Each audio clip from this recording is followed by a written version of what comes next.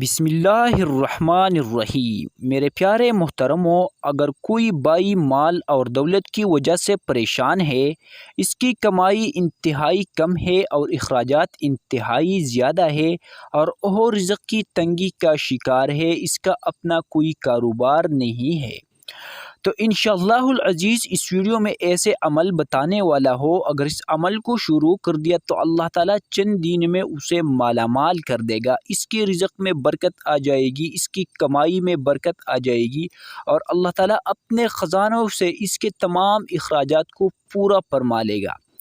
تو عمل انتہائی آسان ہے، اس عمل پر کوئی ٹائم نہیں لگتا ہے، بلکہ آسانی کے ساتھ اس کو آپ دن میں کر سکتے ہیں۔